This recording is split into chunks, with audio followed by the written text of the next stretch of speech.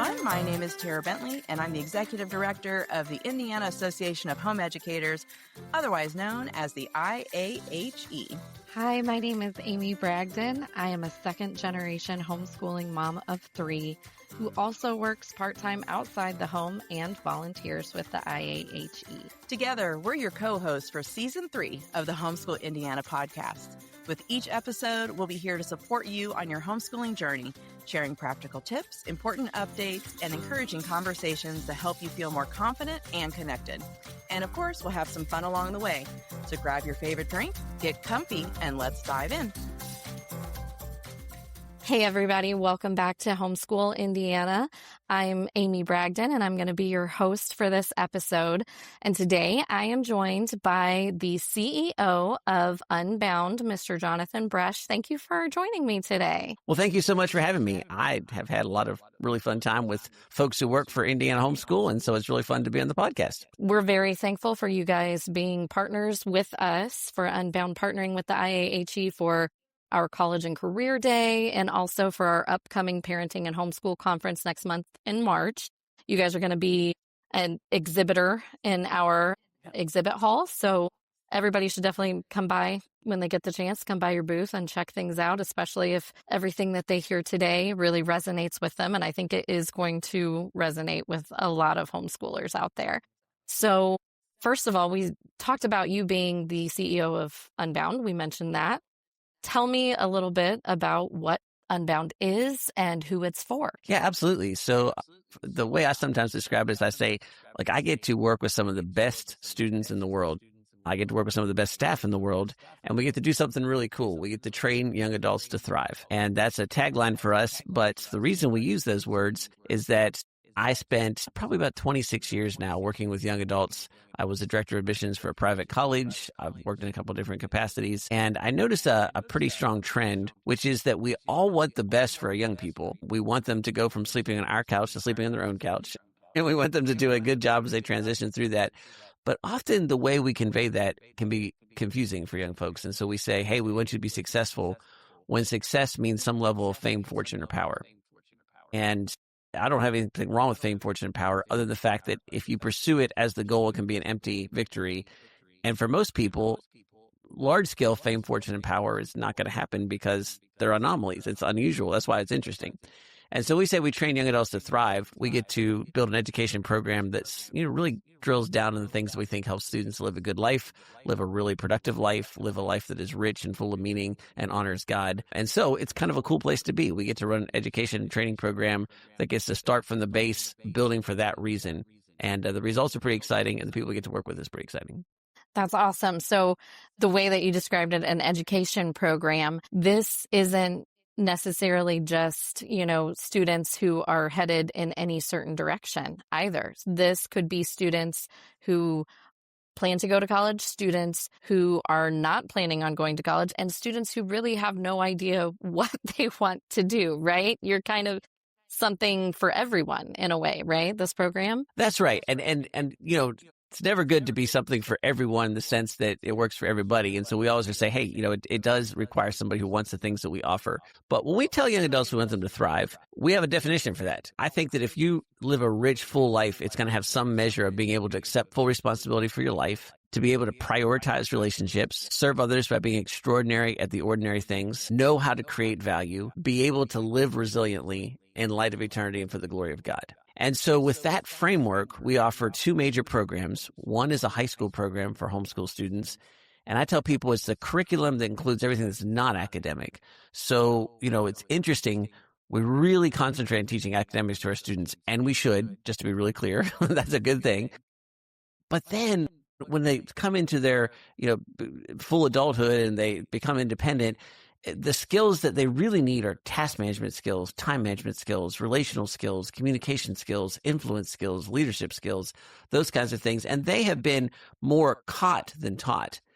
And so our equip programs in Unbound are really designed to teach those things deliberately. And then to your point, Amy, the post-high school program, or kind of our flagship program, is called Ascend.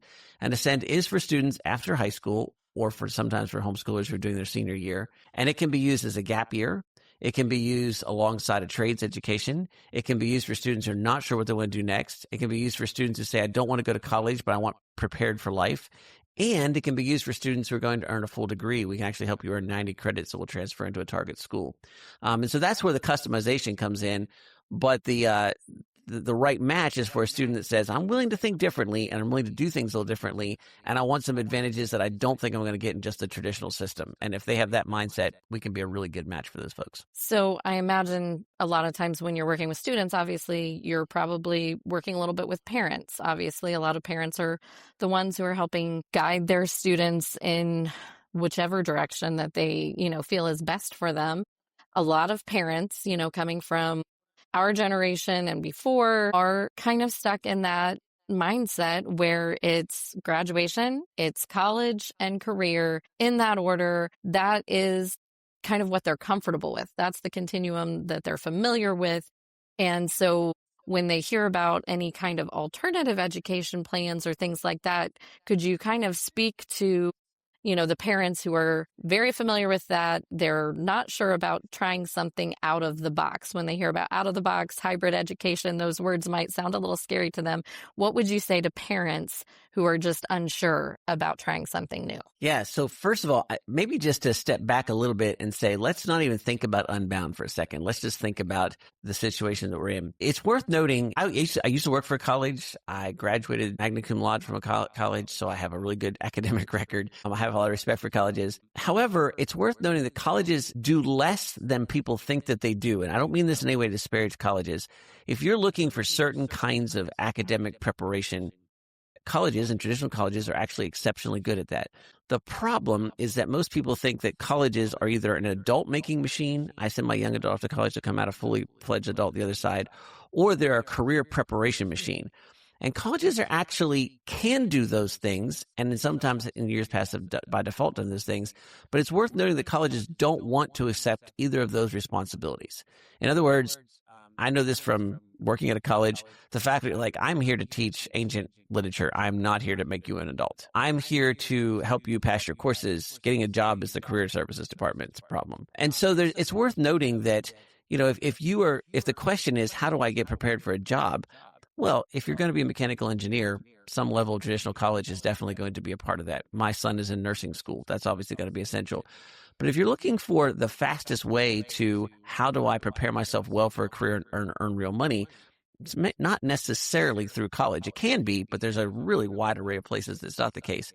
Maybe more importantly, if you're looking for the stuff that we talked earlier about the high school program, the transferable skills, the skills that work in any career, the skills that will help you be successful throughout life, that help you thrive throughout life, those are not things that are specifically and deliberately taught at college. Those are things that sometimes are caught at college, but not necessarily taught.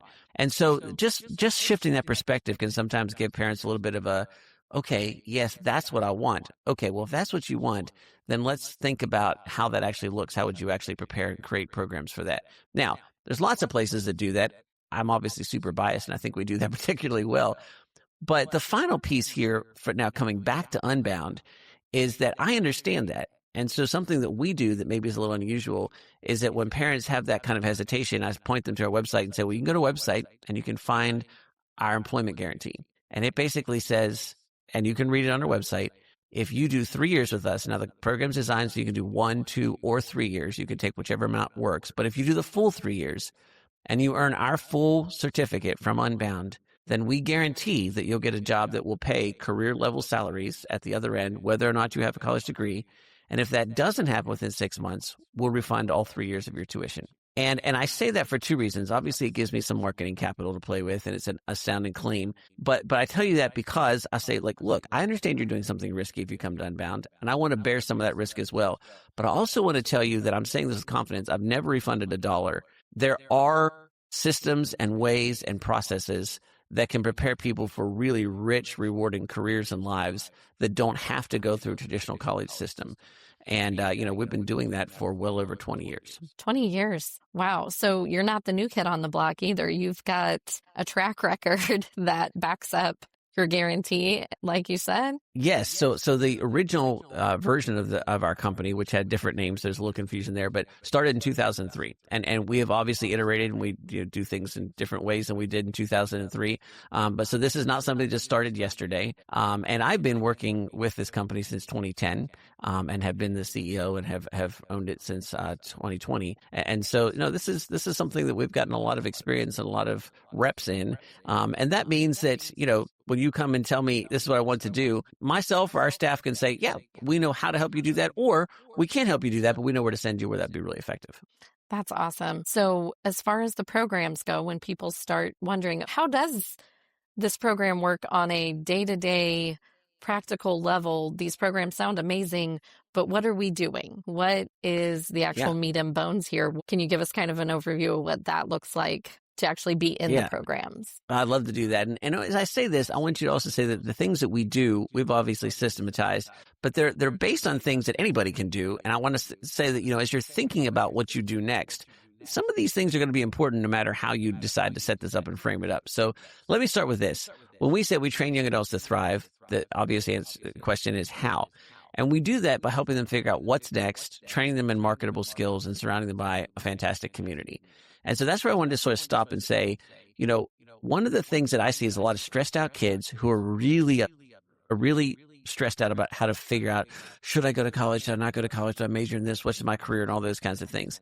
And so being able to start and say, let me teach you a process, teach you some skills. And more importantly, I don't know your life, so I can't tell you what you're supposed to do with your life, but I can tell you and teach you and train you how to ask questions that you can use again and again to figure out what you do next in your life. Also, let me shorten this horizon line. 18-year-old, you do not have to figure out what you're going to retire at 65. You just need to figure out what you're going to do for the next 6 months. And there's some wisdom that I can impart to you, and there's some systems I can teach you to help you make wise decisions that if they work out, great. And if they don't, you can take what you learned from not working out and transfer that to the next place, and it's going to actually help you, not hurt you. So the what's next is important. Second, of course, we have to teach marketable skills, and we'll come back to that in a second. Third is perhaps the most important. If I can surround you with a great community, there's nothing I can do that will give you more of an advantage for this immediate future that you're about to walk into from 18 to 22-ish or whatever, and beyond. And so one of the things that we do at Unbound is say we spend a lot of time emphasizing the connection to other students of the program and the connection to our alumni and the connection to a community that's broader than what you currently have, while at the same time allowing you to stay connected to your local community. And then when we say marketable skills, these are not like, I can teach you specific skills in videography and photography and writing and marketing, and we have specific tracks on that. But I'm looking at actually teaching you base skills that will transfer between any career. So if you're working for this company or that company, in this career or that career, you still are going to need to use these base skills, and helping you to identify which one of those you're already naturally good at and which you need to learn is a big part of the program. So we deliver that in a hybrid way. And what I mean by that is that we deliver the content online. And so that allows you to stay connected to your local community and those relationships while being able to then have you connect to a wider community online. But I don't think you can get real authentic relationships just online. So in our Ascend program, in our post-high school program, 4 times a year, you're going to get plane tickets and you're going to fly to some event that's about a week long. And you're going to have a very intense, in a good way, experience with a bunch of other people from across the country. And you're going to form really deep relationships. You're going to learn really serious skills. And we're going to focus on project-based education, which means that when you are connected at these live events and when you're doing stuff online, most of the things we teach are through doing real things. If you're going to learn marketing from us, you're going to learn marketing a real product that you're going to actually receive money from or lose, or not, you won't lose money, but that has real dollars attached to it. If you're going to learn videography from us, you're going to actually shoot a short film and we're going to have you enter it in a film competition somewhere.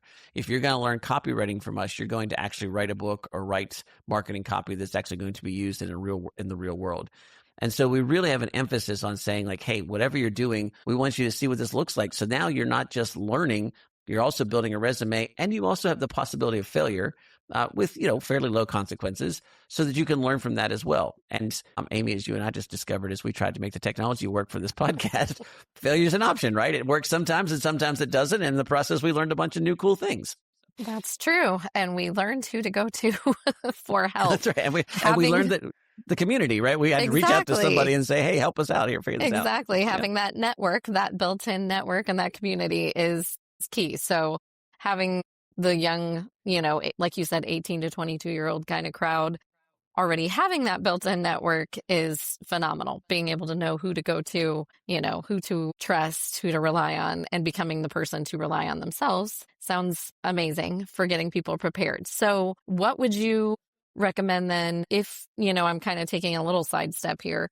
If you have a student such as your son who knows that he wants to be a nurse, which I'm a nurse, so I get that. Like you have to do college. There are certain degrees and careers, well, obviously degrees, but there are certain careers that, that has to be part of the path to get there. What can the Unbound programs, the Ascend program, what can they offer those students as well that they might not be getting in college as well? Yeah. So let me use my son as an example, but not as a, like, you should do it exactly like my son did it. So I'm not trying to do it that way, but I think that this is a really interesting case study. So, and keep in mind, I'm biased. I love my son. I think he's a great kid. So my son, was interested in medical things, but wasn't sure if he was interested enough to commit to the whole thing. Like, do I want to take the whole process and all that? So he was able to join the local rescue squad at a pretty young age because he got to stay at home, right? Now, if you're a nurse, Amy, there's some intensity in medical stuff. EMT is kind of the more intense side of that. As a father, I like the fact that he was facing some real literal life and death stuff while surrounded by his family. So there was a chance for him to not get that sort of hard cynicism that sometimes comes as part of those careers. And instead, he was able to process that with his folks at Rescue Squad, but also with his church that he'd grown up in and with his family. So there was an opportunity there for him to, plus he had connections in the local community that paid off big for him as he was in the Rescue Squad and all those things. While he was doing the Rescue Squad, he did his first year of Ascend. And so that gave him transferable leadership skills, communication skills, study skills, credits that he could transfer eventually. All those things were just real confidence boosters to him.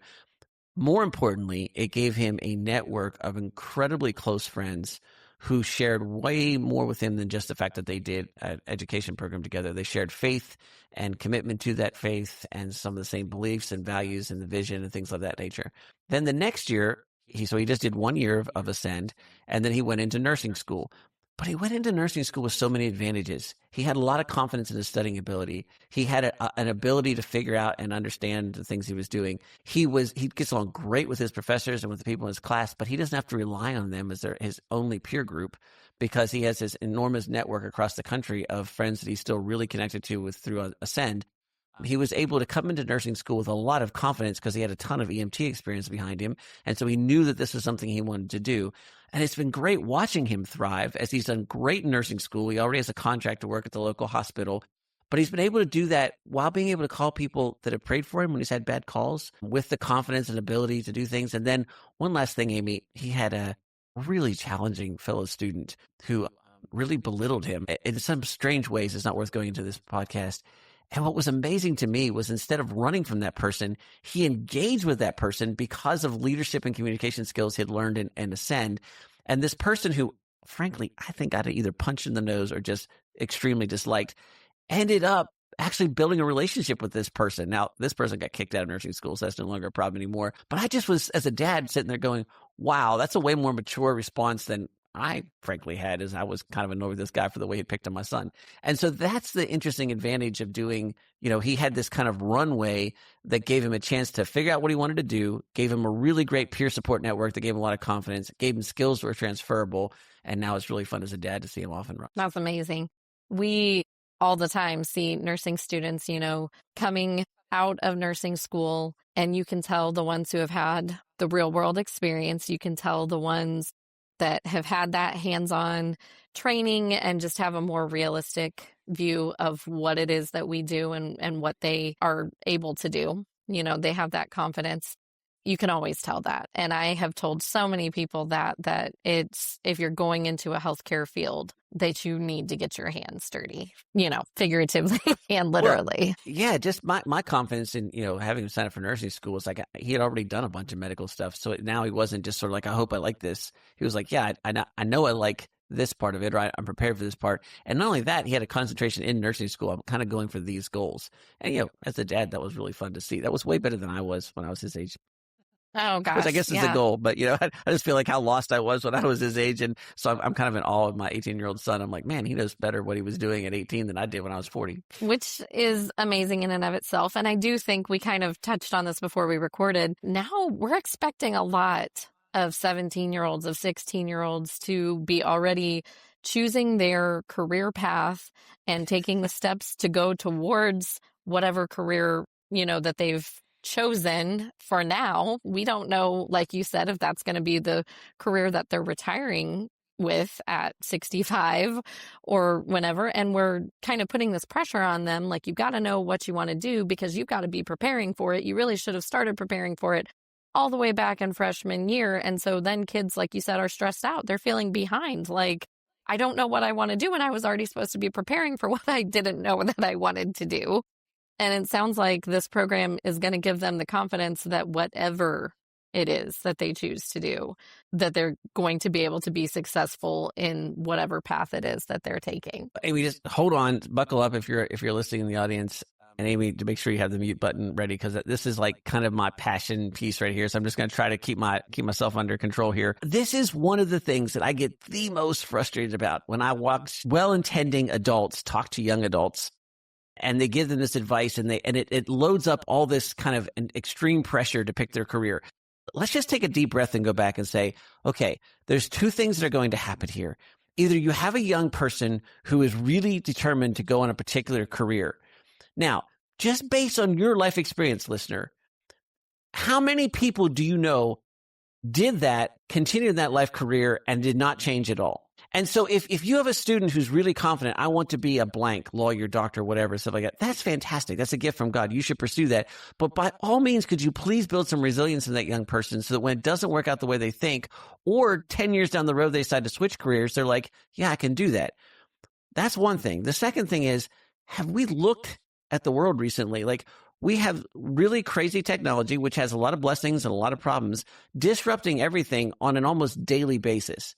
And then we still have the audacity to tell young people, hey, at 16, you know what you're going to do at 65.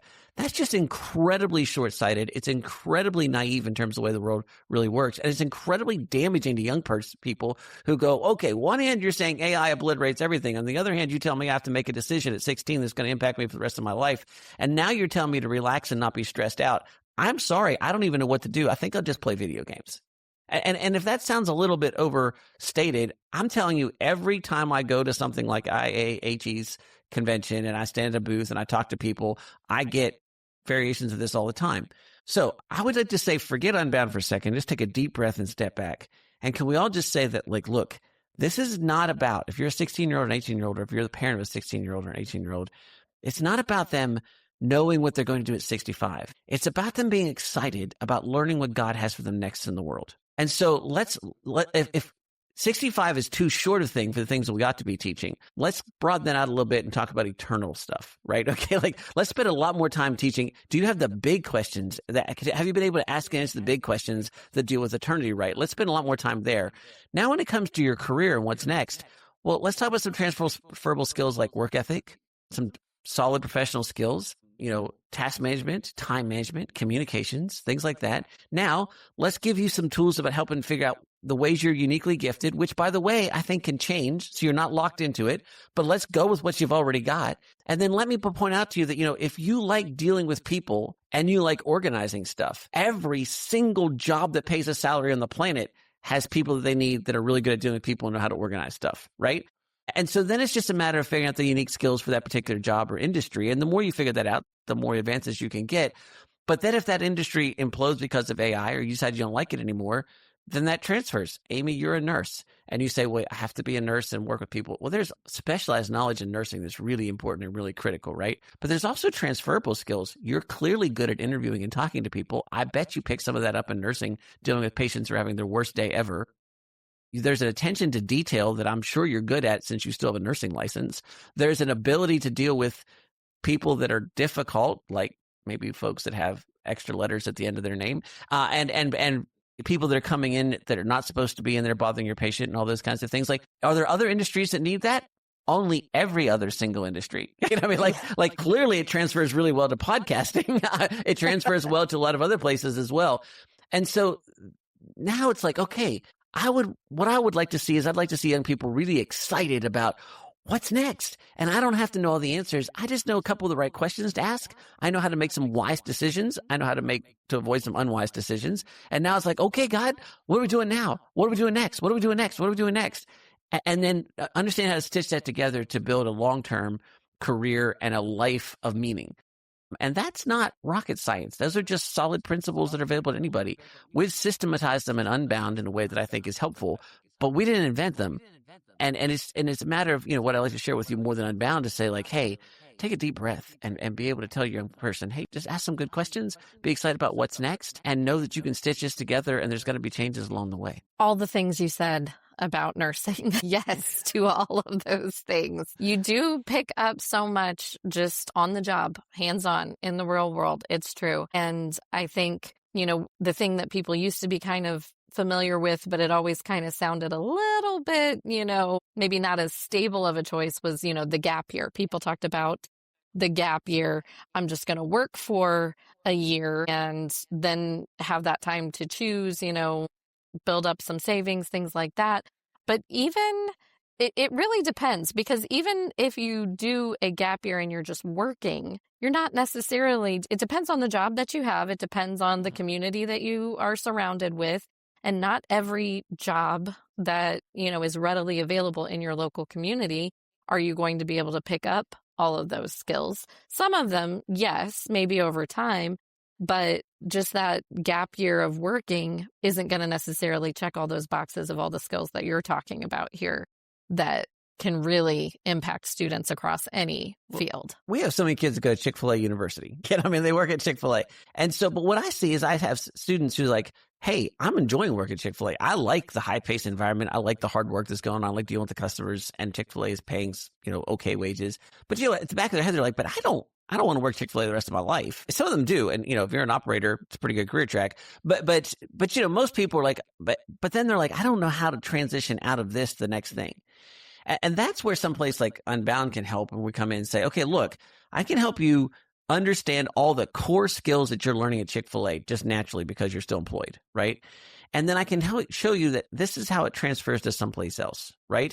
So Chick-fil-A is often front of the house, back of the house. Front of the house, you're dealing with customers. Back of the house, you're, making fries or whatever. And so I tell students like, look, you're not going to be making waffle fries the rest of your life. But let's think about the kinds of experiences you're having in the back of the house. The way you learn to work with people, work under pressure, organize things, build systems and things like that. Every job needs that. Every industry needs that. And if I can teach you how to take that and transfer it, that's where the magic comes in. And then to your point, Amy, so many times, like, when people say, oh, you'll refund tuition if they don't get a job. Well, look, 100% of the students at Unbound right now in our Ascend program are working part-time or full-time. If you just take those students just with the fact that they have 3 years of work experience, plus an understanding of what happened at the experience they're working at and how to transfer that, we've now got a group of people that are head and shoulders above every college graduate and almost every other young person applying for a job. When they go to an employer and say, yeah, I've worked for 3 years doing this, and I did 3 projects of this program here that you've never heard of before, but let me explain a little bit how it works, and I have communication skills, and I know how to do this and this and this. We have employers say, yes, you're hired, and by the way, do you have friends, and can I talk to the place that you came from? And I'm not saying that, I'm not making that up. I'm saying that that's my experience on an almost weekly basis as I deal with both employers and about students. In fact, I had an employer recently come to me and say, if I paid the tuition of your students, would they come work for me? And just so you know, the answer was yes, we can definitely figure that out. But that's how much they need people that have those core skills, which used to be common and aren't now. And so when you can take those common skills, people understand why they're important and how to transfer them, now you've got something pretty special. I was kind of thinking along those lines myself, the skills that people used to have that are just not so common anymore. And I think that's where people thought, oh, I'll just get that naturally working. And like you said, yeah, you might pick up some of those things, but actually being in a program where you're using them, seeing them for what they are, and seeing how they can help you move to the next level sounds like so instrumental in really making you stand out, to employers, which it sounds like all your students are. Yeah, there's, look, I tell people, like, unless you have a real problem or you have a really significant messed up family situation, the answer is not you're going to be living under a bridge somewhere. You're going to figure this out. Right. I mean, like people in most cases, and there's exceptions that are important to note, but in most cases, you're going to get a job and you're going to get the next job and get the next job. The difference here is like, first, how fast you can do that and how much satisfaction and richness you're getting out of that life. Right. If we can tell you why those things are happening, you can significantly bend the curve to how fast you get to work that you love doing and get rewarded well for that. And so that's an important thing. But we can also help you figure out, these things that you're going to naturally learn anyhow. If you understand why they work, that's a whole different game. And that's where the education piece can be really helpful. If somebody comes alongside you and says, yeah, you're going to do great at your job because you're a good person and you care about the job. But now I'm going to show you how to be good at this job. And I'm going to show you why the things you're doing work the way they do. Now you can be good at any job. And that transforms a lot. I will kind of touch on another subject here as far as students who may have certain disabilities, accommodations that they've needed through school. How does that translate into your program? Are there things that they do differently, or is it kind of built in that the way that they learn is very well accommodated in the Ascend or in any of the Unbound programs? Or how would that work for a student who might have special needs? Yeah, that's a great question. And so I have two answers to that. I have some really, I think, almost miraculous stories from Unbound about folks with special needs who did phenomenally well in the program and are huge parts of our community. But I also don't know that I can replicate that in every circumstance. I've had other folks that had worked as well, right? And so what I do is say, like, look, I have the advantage of being able to control almost every aspect of our educational process here. We don't have to worry about outside accreditation. If you're earning college credit with us, you're working with classes that have already been accredited. So that's already taken care of. But the Ascend program itself, we don't have to do that. So we have this tremendous amount of flexibility. We have tremendous amount of control over it. And that gives us an ability to accommodate folks who may need some special help and things of that nature. We're also small enough that we can be really, really personal about this. And the best way to start with that is for you to call us and say, here's my student and here's the problems. And we'll say, okay, here's how that would work. Here's the experience we have or have not had. And here's the risk. And, now, is there a way that we can get you into just a class or give you time for you to come to just an event and sort of test this out and see if it works? And frankly, if we can do that, that's super exciting for everybody, right? But if you are in that situation, call us and know that on the other side, we're going to be wanting to accommodate you as much as we can while being totally honest with how the program works. And then we'll figure out if we think this is a doable process before you put any money in, before you have to make any commitments. Absolutely.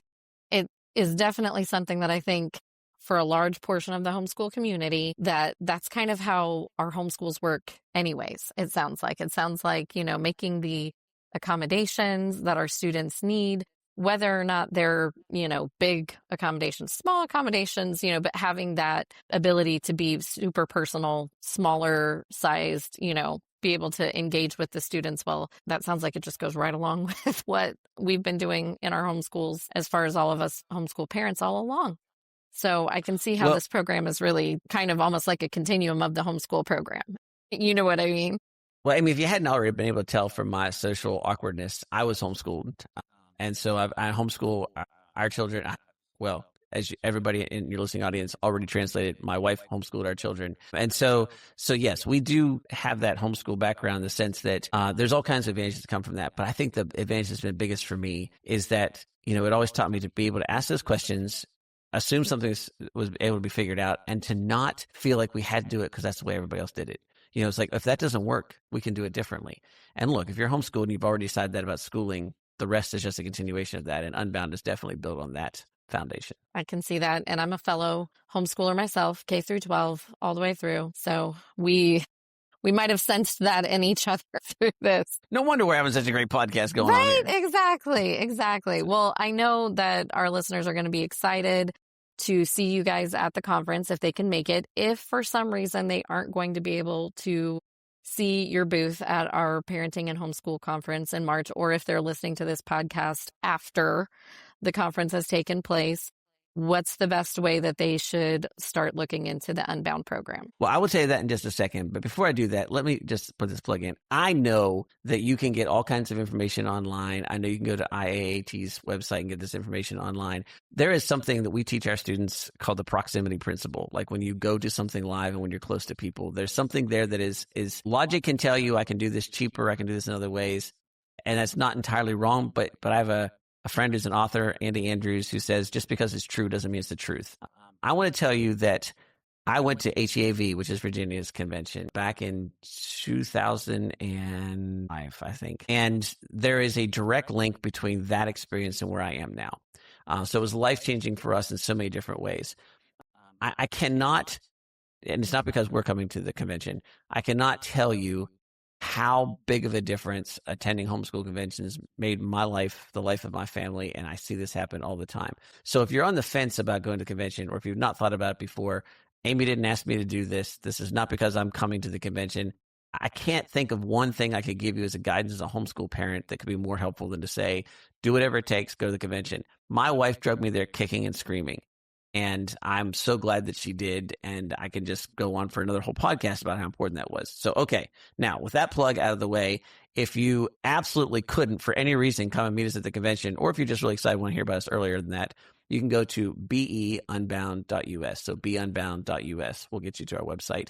And you can also search for Be Unbound as a podcast and on YouTube and find us in all those places and all the social media stuff. I agree completely. I remember going to a convention a few years ago. I was not volunteering with the IAHE at the time. I just felt like, you know what, I'm just going to go and try it out. I had been homeschooled myself, obviously, as we already said, all the way through.